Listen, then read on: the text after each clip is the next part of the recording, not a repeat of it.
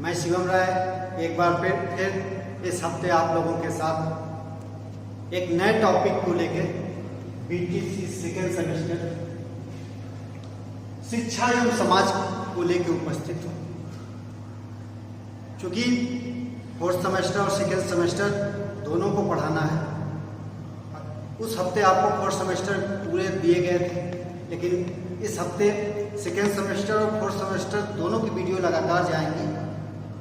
लेकिन आज समय को ज़ाया ना करते हुए मैं शिक्षा एवं समाज को लेकर आपके सामने उपस्थित हूँ। उससे पहले शिक्षा के बारे में तो आप जान ही रहे शिक्षा है क्या, पर समाज को एक झलक आपको मैं देना है। ये समाज होता क्या है? ठीक, आपने अधिकतर सुना होगा आम जन की भाषा में व्यक्तियों के समूह को हम समाज कहते हैं। ठीक, और अन्य तरीके से भी आप व्यवहारिक रूप से कह देंगे जहां अधिक व्यक्ति हों, अपनी बातों का आदान प्रदान, विचारधारा की प्रस्तुति एक विशेष तौर पर प्रस्तुत करें, समाज के विकास को देखते हुए, अपने खुद के विकास को देखते हुए, मानव सभ्यता की उन्नति को देखते हुए, वहाँ एक समाज का बेहतर रूप सामने आता है। अनेक तरीके से आप प्रस्तुति करते रहते हैं समाज के बारे में, लेकिन यहाँ शिक्षा एवं समाज का क्या संबंध है? समाज से किस प्रकार से शिक्षा में हितैषी है और शिक्षा किस प्रकार से समाज को एक विकसित स्वरूप देने के साथ साथ समाज का उत्थान करने में मददगार है। इन सारी बातों के साथ मैं आपको जितने समय तक रहूँगा पूरी तरीके से शिक्षा और समाज की गतिविधियों के साथ पूरी तरीके से संलिप्त किया रहूँगा, ताकि आपका हनन ना हो, आपकी शिक्षा मूल्य का हनन हो। तो इस प्रकार समाज के व्यक्तियों के बीच बने सामाजिक संबंधों को समाज कहा जाता है। समाज ही शिक्षा के उद्देश्य को निश्चित करती है।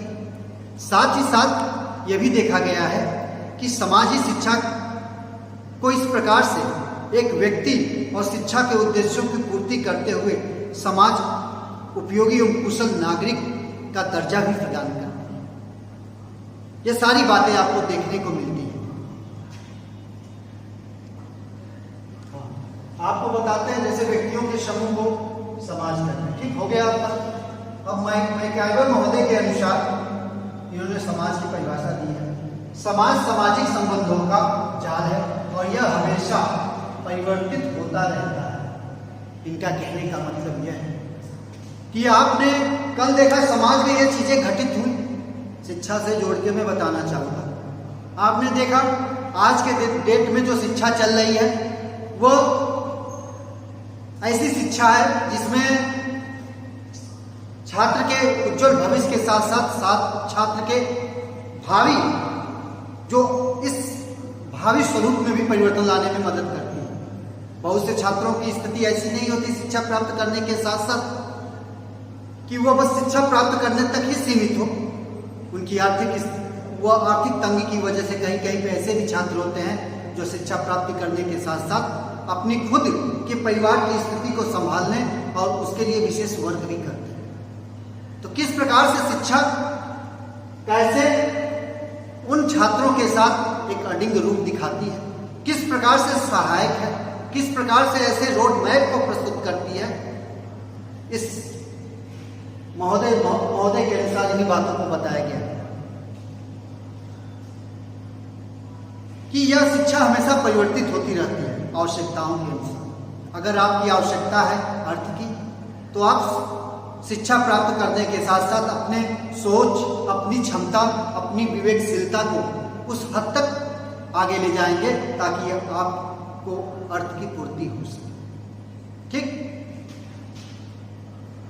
अब आते हैं समाज के बारे में। हल्की झलक आपको दे दी गई है क्योंकि समाज के बारे में आप विधिवत पहले से भी जानते हैं और समझते हैं। अभी इसके बारे में एक बात और आपसे बता देना चाहता हूँ, याद आ गया। आज के डेट में आप देखे होंगे शिक्षकों की भर्ती प्रक्रिया हो रही है, की जा रही है। बहुत से अच्छे लोग शिक्षक बन भी रहे हैं, लेकिन कभी कभी आपको लगता होगा समाज में ऐसे लोग भी शिक्षक बनने जा रहे हैं जो शिक्षक की अर्हता को तो प्राप्त कर लिए हैं किसी तरह, लेकिन उनके अंदर वह प्रतिभा नहीं दिखती है, वह क्षमता नहीं दिखती। इसकी वजह से भी आपने देखा होगा कि बहुत ही परिवर्तन हो रहे हैं।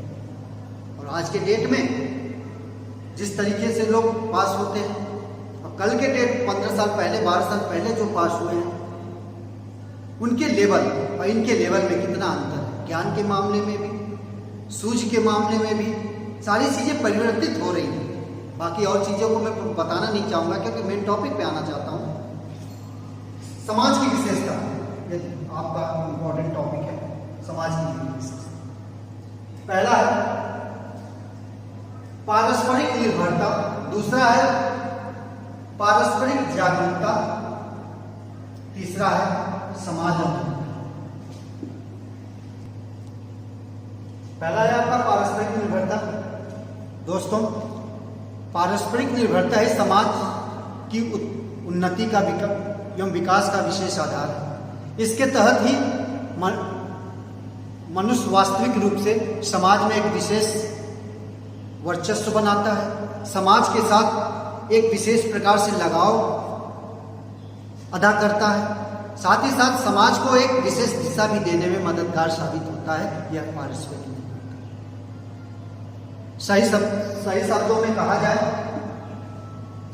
में कहा जाए तो पारस्परिक निर्भरता व्यक्ति के विकास के साथ साथ व्यक्ति को उस प्रकार से ऐसे भाव प्रस्तुत करती है जिसके वजह से व्यक्ति समाज को जिस दिशा में आगे बढ़ाना है उस दिशा में उन लोगों के साथ संलिप्त होकर विकास के दर को आगे बढ़ाता है। पारस्परिक निर्भरता के तहत ही व्यक्ति एक प्रकार से एक मानव के स्वरूप को संयोजित रूप से एक बेहतर दिशा देने का लगातार प्रयास करता रहता है। अगर यह पारस्परिक निर्भरता ना हो तो मनुष्य को एक सामाजिक प्राणी होने की जरूरत भी नहीं होती। तो व्यक्ति एक दूसरे के किसी न किसी कार्य के लिए, किसी न किसी बदलाव के लिए, किसी न किसी गुणात्मक प्रवृत्ति के लिए पारस्परिक निर्भरता जैसी बातों के साथ बेहतर समायोजन बनाने में लगातार प्रयासरत है। दूसरा आपका है पारस्परिक जागरूकता। दूसरा है जागरूकता। यह पारस्परिक जागरूकता का मतलब क्या है? पारस्परिक जागरूकता, पारस्परिक का मतलब आपका हो गया आपसी एक बंधन सा, आपसी लगाव सा, सारी इन बातों से व्यक्त किया जा सकता है। तो यहां पे आते हैं पारस्परिक जागरूकता। जागरूकता का मतलब आपका यह हो गया जब तक व्यक्ति किसी बिंदु पे, किसी मौलिक स्वरूप पे पूरी तरीके से जागरूक नहीं होगा, पूरी तरीके से बातों के साथ स्तंभ प्रस्तुत नहीं करेगा, तब तक एक व्यक्ति दूसरे को जानेगा नहीं। अगर मान लीजिए आप ज्ञानी हैं, सारी बातें सही हैं, लेकिन आपको ज्ञान जहां प्रदर्शित करना है, मौका जहां मिलता है, उस ज्ञान को प्रदर्शित करने में आप अक्षम होते हैं, उस ज्ञान का सागर लेके भी आप एक कुएं के समान भी नहीं। तो ये सारी चीजों को ध्यान रखना पड़ेगा। जहां पे जिसकी जरूरत है, जिन बातों की आवश्यकता है, किस बातों को कैसे किस ढंग से प्रस्तुत करना है, इन सारी चीजों को एक समझदार, एक ज्ञान की प्रवृत्ति रखने वाले व्यक्ति के लिए मूल आवश्यक है और इसको समझना आवश्यक है। जब तक दो लोग आपस में किसी बात को प्रस्तुत नहीं करेंगे, कई लोगों के बीच बातों का संवाद नहीं होगा, तब तक एक बेहतर जागरूकता का प्रभाव सामने नहीं आए। तो इन सब बातों को देखने के साथ साथ समझना आवश्यक है। ठीक दोस्तों, आखिरी आते हैं समाज अमूर्त। मतलब समाज दिखने वाला नहीं कि समाज दिख रहा है, 10 लोग इकट्ठे हो गए तो समाज दिखने लगा, वो नहीं है। वह दिखाई नहीं देता है, लेकिन एक समाज का रूप प्रस्तुत करता है। तो समाज में आपने देखा होगा कई लोग हैं इकट्ठे हुए हैं, समाज बन गया। कई लोगों के विचार हैं, कई लोगों के भाव हैं, तो वहां पे समाज बन गया। बस महसूस किया जा सकता है, उसको समझा जा सकता है, देखा नहीं जा सकता, क्योंकि इसका कोई सीमा नहीं होता है, इसका कोई विशेष रूप दिखता नहीं। इस प्रकार से देखा जाए तो समाज एक प्रकार से ऐसा रूप है जो किसी व्यक्ति को एक ऐसा आधारशिला भी प्रस्तुत करता है जो उसके भाव, उसकी सोच के साथ साथ उसके उत्थान में मददगार भी होता है। साथ ही साथ समाज एक ऐसा स्थायित्व भी प्रदान करता है जिससे व्यक्ति में अपने आप में खुद को स्थायित्व प्रदान करने का विशेष रूप पर सामने आता है। ठीक, अब आते हैं शिक्षा और समाज में संबंध। ठीक, क्या होता है शिक्षा और समाज के बीच संबंध, इसके बारे में हम आपको बताएंगे। हल्की सी मैं इसकी जानकारी देना चाहता हूँ। शिक्षा और समाज में विशेष संबंध होता है। समाज के स्वरूप के आधार पर ही शिक्षा के स्वरूप को रखा जाता है। वर्तमान समय में समाज अपने सिद्धांतों के अनुसार ही शिक्षा की व्यवस्था करता है। यदि किसी समाज के आदर्श किसी कारण से बदल जाते हैं तो वहाँ की शिक्षा भी बदलते आदर्शों के अनुसार तुरंत बदल जाती है।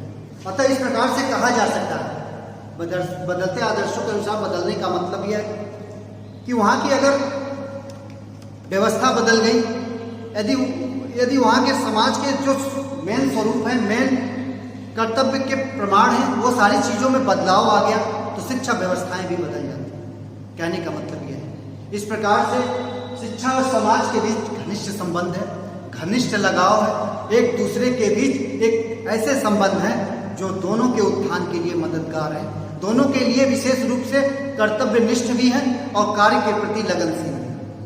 इसमें कुछ और बातें हम आपको बताना चाहेंगे। समाज के शैक्षिक कार्य, क्या क्या कार्य है समाज के, किस प्रकार से शैक्षिक कार्य में मददगार है, किस प्रकार से शैक्षिक विकास की दृष्टि से भी आवश्यक है, सारी बातें इस कुछ पॉइंटों में आती हैं। विद्यालय की स्थापना, जो विद्यालय की स्थापना की बात है समाज का, समाज में यह देखा गया है कि विद्यालय की स्थापना के लिए भूमि का आवंटन करना, भूमि को देना गांव वालों की कि यहाँ पे विद्यालय हो।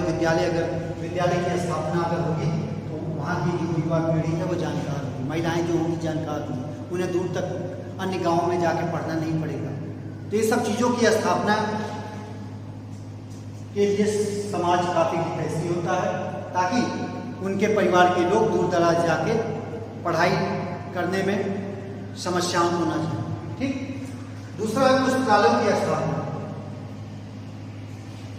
समाज जो है पुस्तकालय की स्थापना करता भी है और हर समाज के लोगों को इस पर विशेष ध्यान देना चाहिए गांव स्तर पे, ताकि गांव की जो प्रतिभाएं हैं उन कारणों की वजह से पीछे न हो जाएं, जिन कारणों की वजह से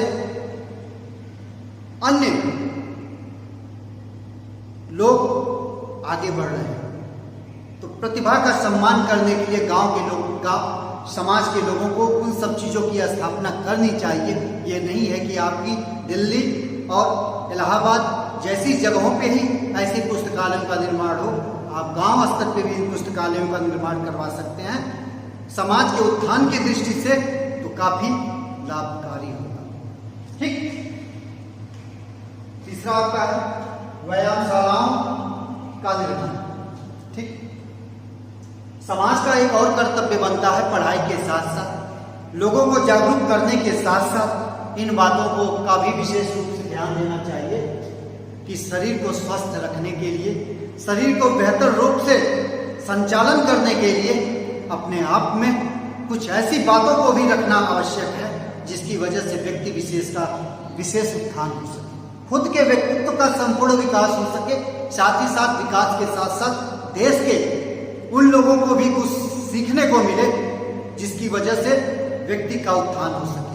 आज की डेट में गांव स्तर पे इन सब चीजों को रखना समाज के उत्थान को और आगे ले जाने के लिए जिस प्रकार से विद्यालय की स्थापना, पुस्तकालय की स्थापना आवश्यक है, उससे कई गुना आवश्यक है व्यायामशालाओं का निर्माण। सारी चीजों को आप कर लेते हो अगर स्वस्थ नहीं हो, सारी गतिविधियों का पालन कर लेते हो, आप पूरे दुनिया को जीत लेते हो, अगर आप स्वस्थ नहीं हो तो वह जीत, वह सम्मान किस काम की। तो व्यक्ति को स्वस्थ होना है, जिंदगी को एक उत्साह के साथ जीना है तो इन व्यायामशालाओं का निर्माण भी समाज के लोगों को करना। ठीक। चौथा आपका है प्रौढ़ शिक्षा की व्यवस्था। आपने देखा होगा गांव स्तर पर बहुत सी जगहों पे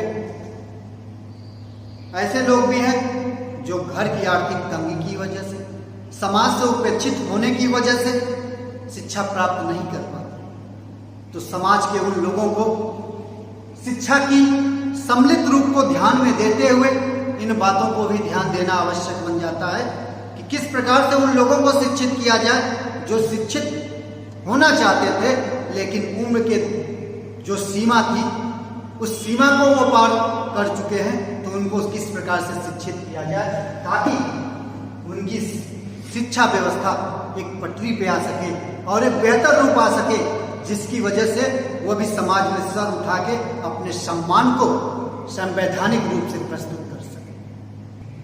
हेलो दोस्तों, आज की वीडियो बस इतना ही। मैं वीडियो बनाने लंबी वीडियो वैसे भी मैं पसंद नहीं करता हूँ। और क्लास के टाइम में भी मैं आपको पूरी बातों को अपने शब्दों के तहत बताने की हर संभव कोशिश की है और हमें भरोसा भी आपको पसंद आता होगा। तो जो जिस व्यक्ति का मजबूत पहलू है उसी के साथ वो शिक्षण कार्य करे तो वो बेहतर होता है।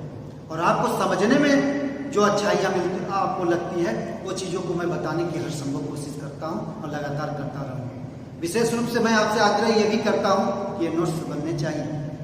जिस दिन आपको बुलाया जाएगा, आपकी क्लासें चलने लगेंगी महाविद्यालय में, उस दिन सारे नोट्स आपके चेक भी किए जाएंगे। इसलिए इन सब चीज़ों को विशेष रूप से ध्यान दीजिएगा। तब तक के लिए धन्यवाद। कल फिर